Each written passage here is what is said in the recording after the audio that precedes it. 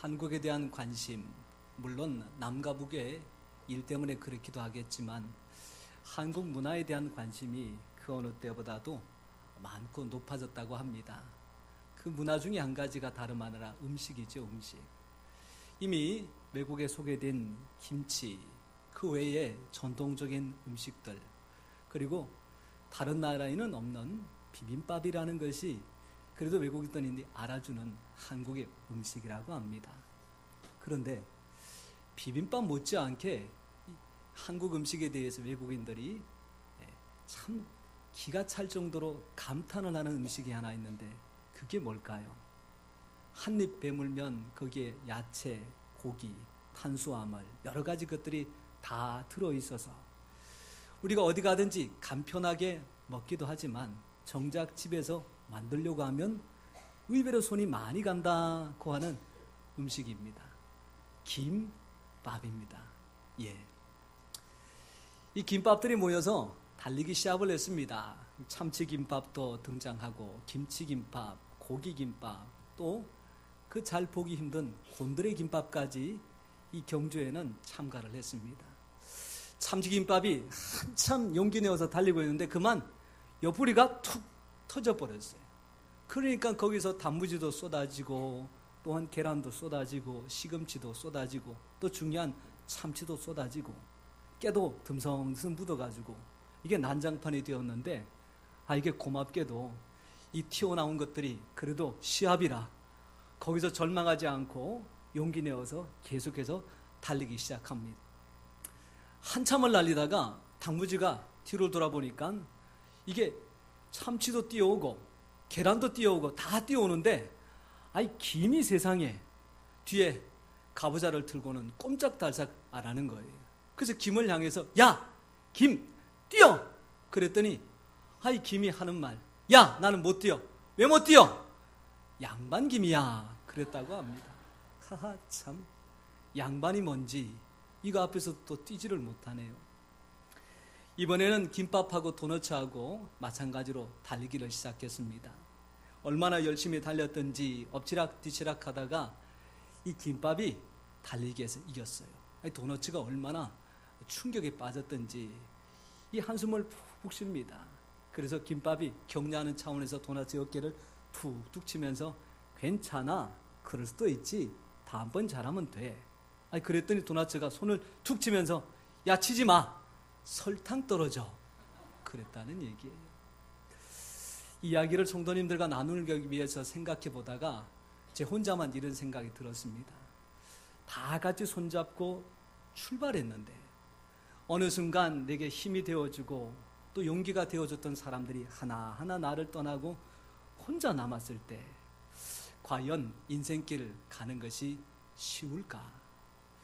나를 가장 빛나게 해줬고 나를 드러내게 해줬던 나의 장기, 그리고 내가 가지고 있는 능력들, 이것이 꼭 쥐고 달려왔지만 어느 순간 나도 모르게 내 손에서 다 빠져나가고 나서 아무것도 남지 않았을 때 과연 거기서 살아갈 힘과 용기를 사람들이 가질 수 있을까? 그런 생각을 이 참 우스운 이야기를 통해서 한번 해보았습니다. 성경에 보니까 이 어려움을 당한 가정들이 많이 있습니다. 그 중에 대표적인 가정이 나사로의 가정입니다.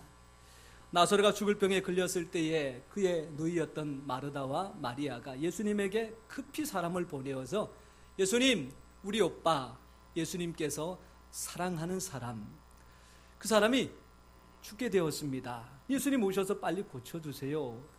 그랬단 말이에요. 근데 예수님께서 득달같이 달라오셔서 안수하시고 기도해 주실 줄 알았는데 이렇게 말씀하십니다. 이 병은 죽을 병이 아니다. 그러고 나서는 나흘이나 지나서 죽고 난 다음에 오셨단 말이죠. 물론 이 사건은 이 나사로의 부활을 통해서 우리에게 참 인생이 부활할 것이다고 하는 것을 증명해 주는 사건이 되었는데 이 병은 죽을 병이 아니다, 이 말을 가지고 아주 깊은 고민에 빠졌던 철학자 한 사람이 있습니다. 그 사람이 바로 키에르케고르라고 하는 사람, 그 사람이 기록한 책 하나가 바로 죽음에 이르는 병이라는 책입니다. 그 책에 보면 사람이 병을 걸려서 죽음에 이르기보다 오히려 마음속에 생기는 절망, 그리고 시리, 이것이 더 사람의 몸을 상하게 하고 살아갈 힘과 용기를 빼앗아 버리는 것이다 라고 기록하고 있죠.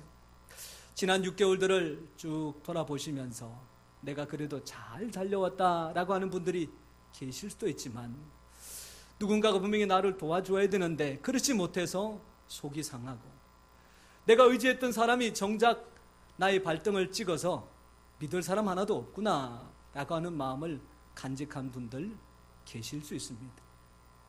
또 신앙 안에서 하나님 앞에 열심히 기도했습니다.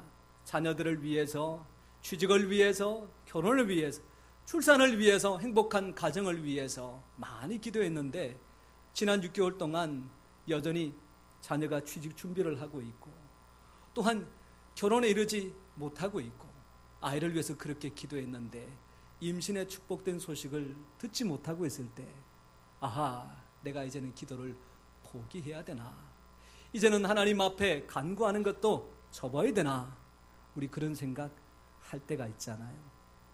그런 우리들을 위해서 하나님께서 이미 말씀 속에 격려를 주시고 용기를 주셨습니다. 갈라디아 6장 10절 말씀, 우리가 선을 행하되 낙심하지 말지니 포기하지 않으면 때가 이름에 거두게 하시리라. 믿음 가지고 선한 마음을 가지고 기도하고 힘쓰고 애써서 달려왔던 우리 모든 성도 여러분, 결단코 낙심하지 마세요. 포기하지 마세요. 하나님의 때가 이르면 반드시 내가 하나를 심었을지라도 30배로, 60배로, 100배로 우리 하나님께서 거두게 하실 줄 믿습니다. 오늘 성경에 한 사람이 소개되고 있는데, 이 사람이 승승장구하는 사람이라 그러면 참 우리에게 도전이 될 텐데, 이 깊은 절망에 빠진 사람의 모습입니다. 그런데 이 사람의 이력이 참 화려합니다. 한번 말을 내뱉었더니 3년 6개월 동안 땅에 비가 오지 않습니다. 850명이라고 하는 엄청난 숫자를 혼자서 감당했고 또 이겨냈습니다. 그리고 7번 하나님 앞에 기도하였더니 3년 6개월 동안 닫혔던 하늘의 문이 열리고 비가 내리는 기적을 만들어냅니다. 신약에서는 이 사람을 가리켜서 예수님 같다라고 할 만큼 그의 사역이 남다릅니다. 그리고 변화산에 이스라엘의 영원한 지도자인 모세와 함께 예수님과 더불어 나타났던 사람이기도 합니다. 그 사람 이름이 바로 엘리야입니다. 엘리야의 이름 뜻이 무엇입니까? 나의 하나님은 여호와시다라고 하는 뜻입니다. 요즘처럼 신앙생활 한다고 해서 누가 문 앞에 서서 총칼 들고 오늘 목양교회 들어가서 예배드리면 죽을 것을 각오해라, 그런 시대가 아니잖아요. 교회를 가도 뭐라 그러지 않고, 안 가도 뭐라 그러지 않고, 안 가면 뭐라 그래야 되는데 이건 좀 바꿔야 되겠습니다. 그런데 이 엘리야가 살던 시대는 여호와는 나의 하나님이라 그러면 그 즉시 죽음입니다. 그래서 많은 사람들이 여호와가 나의 하나님이 아니라 바알이 나의 하나님이다, 왕으로부터 모든 사람들이 그러던 시절에 오직 엘리야 한 사람만 하나님을 가리켜서, 여호와를 가리켜서 나의 하나님이라 그렇게 고백하는 시대였지요. 이렇게 귀한 삶을 살아갔던 이 엘리야가 오늘 성경의 말씀을 보니까 얼마나 지쳐 있는지, 얼마나 절망에 빠져 있는지 차라리 죽는 것이 낫겠다, 그렇게 말하고 있습니다. 우리 성경을 통해서 한번 확인해 보겠습니다. 4절 말씀입니다. 자기 자신은 광야로 들어가 하룻길쯤 가서 한 노뎀나무 아래에 앉아서 자기가 죽기를 원하여 이르되, 우리 같이 한번 읽겠습니다. 시작. 여호와여, 넉넉하오니 지금 내 생명을 거두시옵소서. 어떻게? 죽여달라는 얘기잖아요. 차라리 사는 것보다 죽는 게 낫습니다. 이제 하나님, 저를 통해서 뭐 할 일이 더 남아 있습니까? 그저 저를 죽이시고 이 땅에 남겨두지 않게 주시옵소서. 이 한 사람의 선지자가 이 정도로 말할 것 같으면 그의 절망의 깊이가 얼마나 깊은지를 알 수가 있지요. 이런 절망은 엘리야만 찾아오는 게 아니더라고요. 일상생활을 하고 있는 많은 사람들이 순간적으로 이런 절망에 휩싸일 때가 있습니다. 30대 중반의 가장입니다. 큰아이는 7살 사내, 둘째는 5살 여자아이. 얼마나 두 아이의 재롱과 또한 노는 모습이 사랑스럽고 예쁘겠습니까?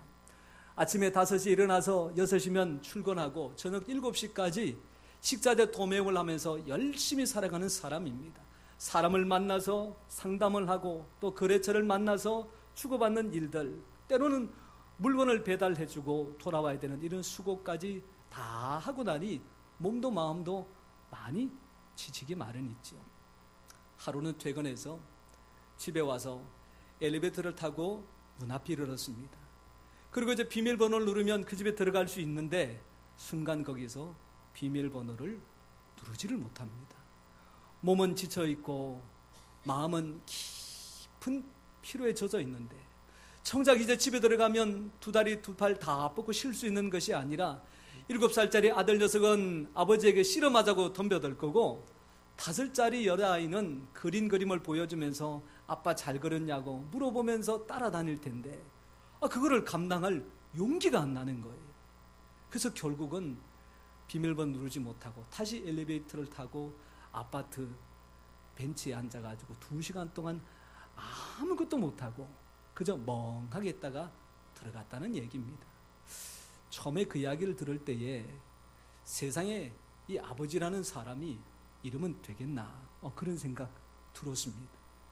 아니 아무리 힘들어도 그렇지 이 아버지가 집에 가서 아이들을 봐야 되고 아내를 만나야 되는데 정작 2시간 동안 바깥에서 아무것도 안 하고 그렇게 지낸다는 게 말이 되냐 그런 생각이 들었는데 가면 갈수록 그럴 수 있겠다 싶은 거죠. 아버지로서 한평생을 살아 가정을 지켜야 된다는 건 잘 알지만 이 아버지의 짐이라는 것이 너무 무거우면 차라리 나도 집을 잠시 떠났으면 좋겠다 그런 생각 한다고 합니다. 어머니가 당연히 희생해야 되겠지만 정작 가족을 돌보다가 지치고 또한 피곤하면 이 주부의 사표 내고 아내의 사표 내고 2박 3일 동안 나도 집을 떠나서 아침 먹으면 점심 뭐 먹을까 생각해야 되고 점심 먹고 설거지하면서 저녁에 뭘 해야 될까 생각하고 저녁 먹고 설거지하면서 그 다음날 아침에 무엇을 내서 먹여야 우리 남편과 자녀들이 하루를 살아갈까 그거 생각하는 쳇바퀴 같은 삶을 나도 이제는 좀 내려놓고 싶다 그런 생각들 가끔씩 하지 않겠습니까? 오늘 이런 인생을 살아가는 우리 한 사람을 잘 아시는 하나님께서 지치고 상한 마음을 끌어안고 주님 앞에 나와 있는 우리에게 너 왜 지난 주간 그 모양으로 살았느냐? 왜 사명 주었는데 잘 감당하지 못했느냐? 왜 가정에서 네가 감당해야 될 일에 소홀했느냐? 그렇게 따지지 않으시고 이렇게 위로하고 계십니다. 마태복음 11장 28절 말씀 수고하고 무거운 짐진 자들아 다 따라해 보시기 바랍니다. 수고하고 무거운 짐진 자들아 다 내게로 오라. 내가 너희를 쉬게 하리라. 할렐루야. 오늘 지난 한 주간 열심히 살았지만 손에 쥔 것도 없고 또한 품에 아는 것이 없어서 하나님 어떡해요? 라고 하는 우리에게 그래도 하나님께서는 수고했다고 잘했다고 격려하시고 칭찬하시는 줄 믿습니다. 오늘 이 시간 지친 마음을 주님의 위로로 말미암아 회복하시고 한 주간을 살아갈 수 있는 새 힘과 능력을 공급받는 축복의 시간 되시기를 소원합니다. 옛날에 자동차가 귀할 때에 이 선교사님이 자동차를 몰고 시골길을 가고 있다가 한 할머니를 보게 됩니다. 큰 보따리를 머리에 이고 가는 모습이 안타깝기도 하고 선교사님이 복음을 전해야 되겠다라는 생각도 들어서 할머니 어디까지 가세요? 제가 모셔다 드리겠습니다. 그래서 차에 모시고 길을 가고 있습니다. 얼마쯤 갔을까 뒤를 돌아보니까 이 차에 타고 있는 할머니께서 여전히 짐보따리를 머리에 이고 계시는 거예요. 아니 할머니 차에 타셨으니까 그 짐을 좀 내려놓고 편하게 가시지요. 그랬더니 그 할머니 하시는 말씀이 차를 태워준 것도 고마운데 이 보따리까지 맡기는 거는 이게 사람이 체면에 안 쓸 것 같아요. 그렇게 얘기하더란 얘기죠. 뭐 그 뒤에 어떻게 됐는지는 잘 모르겠습니다. 그런데 시간이 좀 지나서 시골의 할머니 한 분이 처음 택시를 탔습니다. 목적지에 도착하니 이제 기사 양반이 요금이 10,000원 나왔습니다. 이 할머니께서 지갑을 꺼내가지고 5,000원짜리를 기사분한테 줍니다. 아니 할머니, 요금이 10,000원이라니까요. 아니 자네하고 나하고 두 사람 타고 왔으니까 내가 5,000원 내고 자네가 5,000원 내야 되지. 아니 그렇게 말했다고 합니다. 이 참 할머니 용기도 있으시고 또 지혜도 있으시고 계산도 정확하시네요. 무거운 짐을 차에서 다 내려놓고 가는 분들이 계신다면 여전히 무거운 짐을 머리에 이고 그렇게 가는 분들이 있습니다. 그런 인생살이에 대해서 우리 하나님께서 이렇게 말씀하십니다.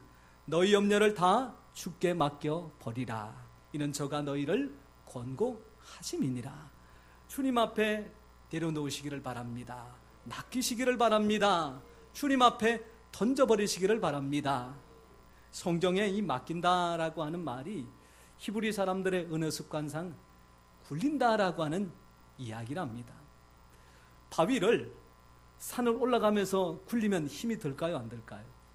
힘이 무척 듭니다. 올릴 수도 없습니다. 그런데 산에서 아래쪽으로 굴리는 것은 쉽습니까, 어렵습니까? 어떻게 하면 돼요? 밀어요? 밀 필요가 뭐가 있어요? 손만 떼면 되는데. 손만 떼면 이 바위가 저 밑에까지 막 굴러간다니까요. 굳이 우리가 주님 앞에 맡긴다 그래가지고 2박 3일 철야하고 일주일 동안 씨름해야 맡겨지는 것이 아니라 하나님, 저 치고 가기 힘들어요. 그냥 다 내려놓을게요. 그러면 우리 주님께서 그것을 알아서 맡아주시는 줄 믿습니다. 오늘 이 시간에 엘리야의 모든 사역의 짐들을 내려놓으시고 오히려 그를 위로하시는 주님의 그 음성, 나를 향한 음성인 줄 믿고 회복하시는 우리 모든 성도님 되시기를 바랍니다. 두 번째로 절망에 빠졌던 엘리야에게 우리 하나님께서 해주시는 것이 있습니다. 그게 뭐냐 봤더니 5절 말씀에 로뎀나무 아래에 누워 자더니 천사가 그를 어루만지며 그에게 이르되 일어나서 먹으라 하는지라. 그 뒤에 보니까 본적 머릿맡에 숯불에 구운 떡과 한 병 물이 있더라. 그런 말씀이 나와요. 이스라엘 사람들이 먹는 떡이라는 것이 이 밀가루를 반죽을 내서 얇게 만든 다음에 불에 뜨겁게 달군 그 바위에다가 얹어 놓으면 이게 굽힌단 말이죠. 또 굽혀지면 어떻게 해요? 계속 내버려두면 타니까 적당할 때 뒤집어줘야 돼요. 그렇게 먹는 음식이 떡인데 오늘 성경에는 숯불에 구운 떡이라고 되어 있어요. 여러분들 가래떡을 먹다 보면 금방 뼈왔을 때 먹는 것도 기가 막힌데 이게 시간이 지나면 딱딱하게 굳어지잖아요. 그럼 그거를 어떻게 합니까? 그냥 먹을 수가 없으니까 프라이팬에다가 기름 두르고 구워서 먹든지 아니면 연탄불에다가 구워서 먹든지 이제 가족들하고 놀러를 가면 숯불을 피워놓고 거기다가 가래떡을 구워서 어떻게 해요? 꿀에 찍어서 먹습니다. 어느 게 제일 맛있을까요?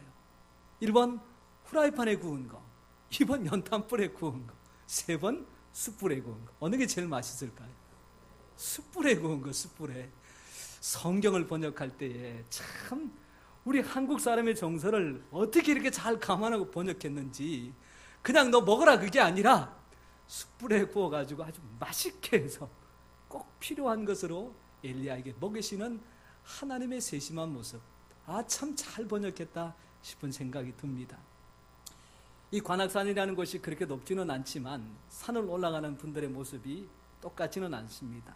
어떤 사람은 그냥 운동화에 청바지에 그냥 티 하나 입고 셔츠 하나 걸치고 나서 그냥 별 것 없이 그냥 물 한 병 들고 산을 올라가는 분이 있는가 하면 등산화에다가 등산 반지에다가 기능성 티에다가 바람막이 잠바에다가 등산용 장갑에다가 또한 모자도 쓰고 손에는 스틱을 두 손에 다 쥐고 가는 분들이 있습니다. 그런 분들은 등에 보니까 배낭이 아주 커요. 그 뚜껑 열어보면 별의별 게 다 나옵니다. 컵라면 나오고요, 컵라면 부어 먹을 수 있는 뜨거운 물 나오고요, 커피 나오고요, 아메리카노 나오고요, 또 그것을 데워서 먹을 수 있는 물도 나오고 초코바도 나오고 또 오이도 나오고 또 돗자리도 나오고 혹시나 실까 싶어서 우유도 나오고 하여간 별의별 게 다 들어있습니다. 그런데 그거 필요합니다. 산을 쉽게 보고 올라가다가 발 한번 헛디디면 이 발목을 다치게 되고 그러면 굉장히 고생을 많이 합니다. 스틱을 가지고 오르게 되면 그 많은 것들을 방지할 수가 있게 되는 거죠. 이 관악산을 올라가서 한 1시간 반쯤 올라가면 이 산 한 8분홍선이나 9분홍선쯤에 오르게 됩니다. 그렇게 되면 어질어질하고 땀도 나고 사실은 기진맥진하는 그런 시간이 되죠. 그때에 진수성찬 다 차려놓고 먹어야 제맛입니까? 그때 뭘 먹으면 원기가 회복될까요? 오이, 물, 또 초콜릿 하나만 먹으면 아무 지친 육신이 순간적으로 회복이 되어서 정상까지 거뜬하게 올라갈 수가 있습니다. 지친 엘리야에게 필요한 것은 산의 진미가 가득한 진수성찬이 아닙니다.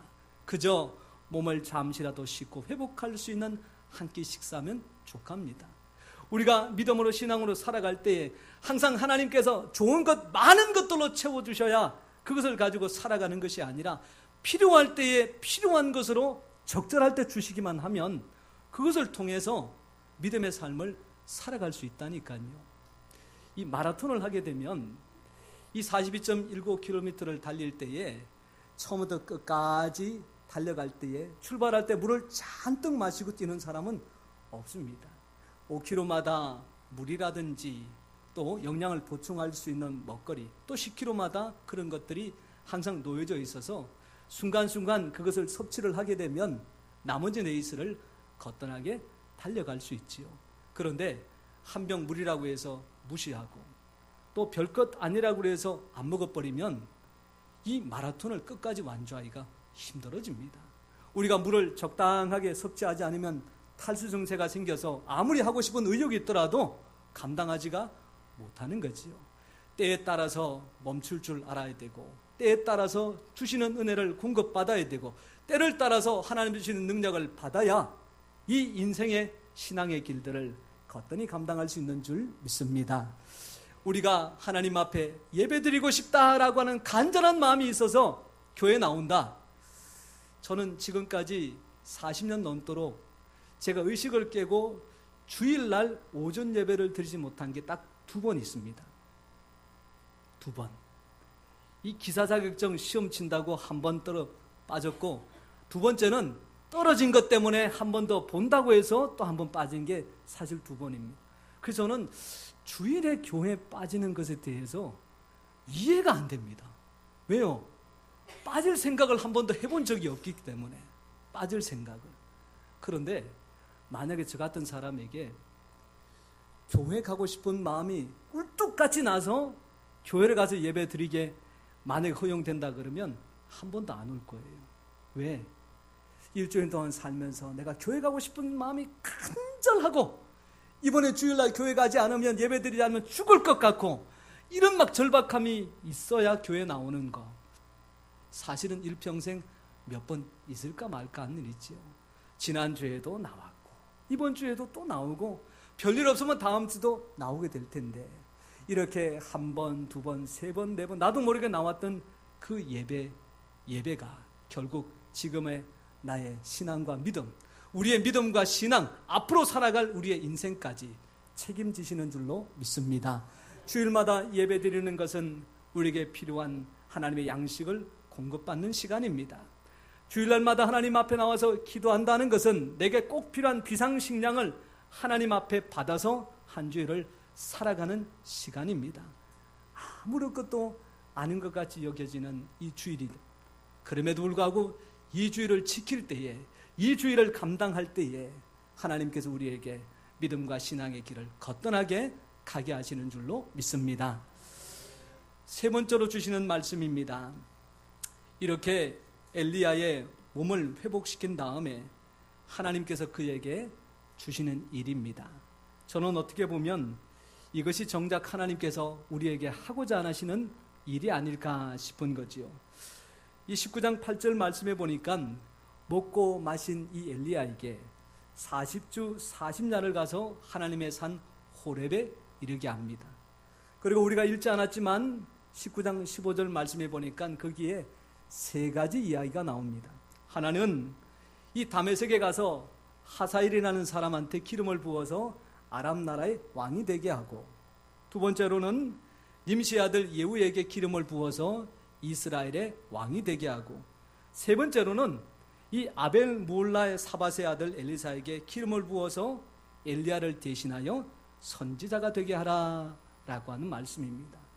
전에는 엘리야의 사역이 이스라엘 땅에 국한되어져 있었습니다. 그런데 지친 엘리야에게 하나님께서 이스라엘을 넘은 이 아랍에까지 그 사역의 지평을 넓혀주시는 겁니다.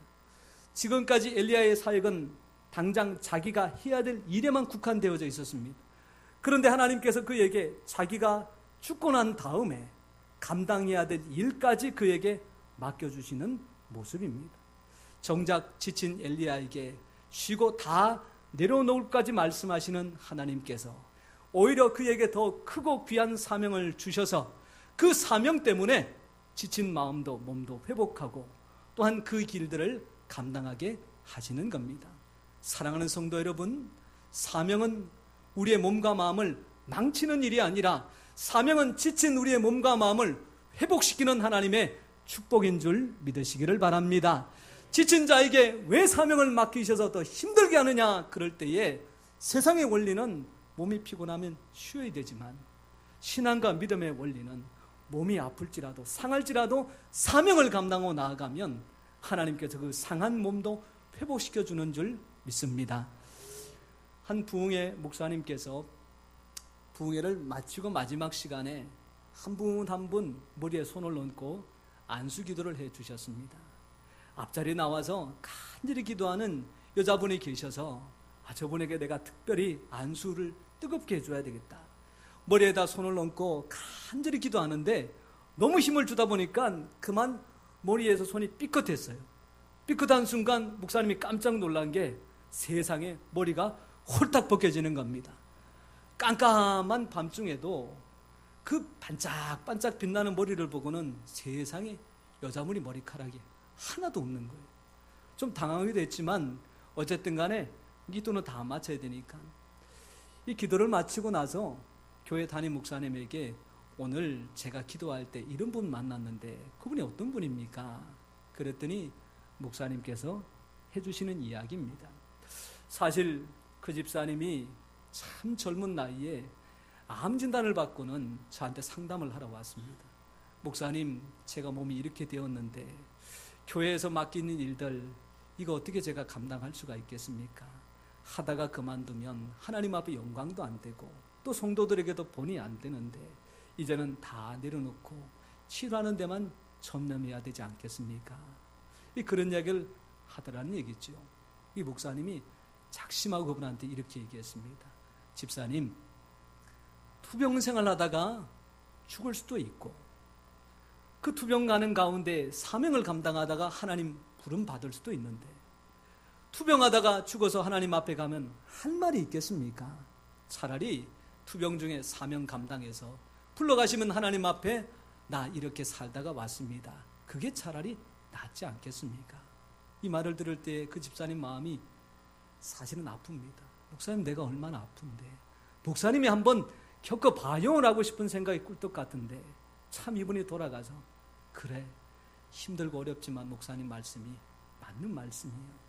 그래서 남들 기도할 때 이분은 더 소리 내어서 뜨겁게 기도하고 남들 전도할 때에 땀이 날 정도로 전도하러 다니고 남들 힘들다고 어렵다고 하는 그 일을 내가 하겠습니다. 그렇게 맡아서 감당하는데 투병하는 가운데 하나님께서 하나하나 회복시켜 고쳐주시니 5년 지난 다음에 이젠 더 이상 암 때문에 신경 쓰지 않아도 됩니다. 그런 판명을 받았다고 합니다. 몇 년 더 지나서 재발이 되어졌습니다. 세상에 이런 일이 있을 수가 있을까요? 그러나 재발이 되었음에도 불구하고 그 사명을 감당하는 충성된 사람, 하나님께서 그를 여전히 이 땅에 살려두셔서 많은 사역을 감당케 하시니 사명이 이 집사님의 생명을 살린 줄 믿습니다. 사랑하는 성도 여러분, 지난 6개월 열심히 달려오셨습니다. 가정에서, 교회에서, 사회에서.